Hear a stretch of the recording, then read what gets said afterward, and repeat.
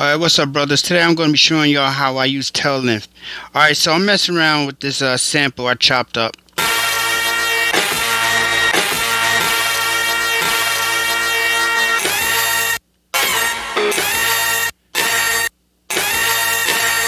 Now, if you notice, these two samples here, they just cut off abruptly. It just doesn't work. So let's go here to warp samples, tap the pad, and I'll go over here to tail length, turn it on, and I'll keep adjusting until I get a setting that I think I'm pleased with. So, okay, alright. So I go here, that sounds too short, so I go here, turn that to about 43. Now, you don't have to use these same settings. These are settings I messed around before I started recording, so I knew what would work.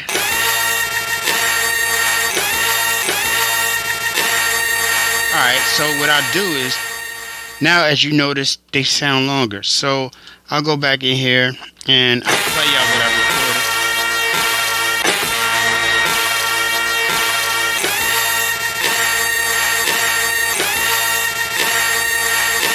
Alright, so that's alright, but see, what I want to do now is go here and use some effects now.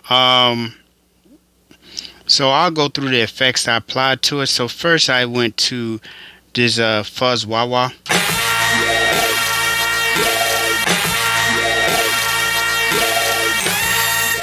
And I like what it does, you know?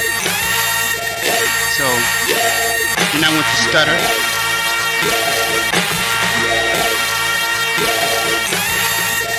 So what basically the stutter does is add in like 3 phantom notes in between. So I like what it's doing.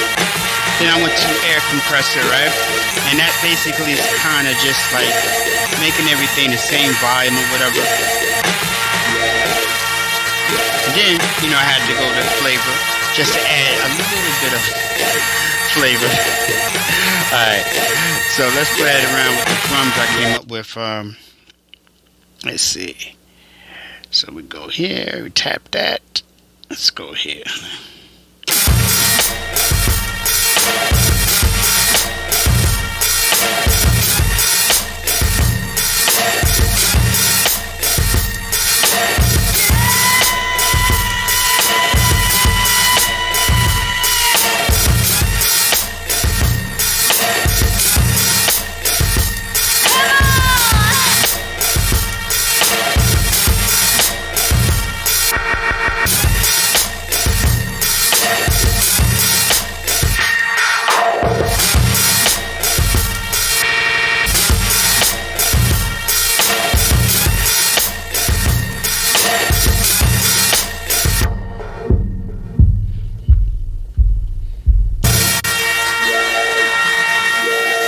Alright, I hope that helped you understand tails a little bit better. Alright, peace and respect, everybody.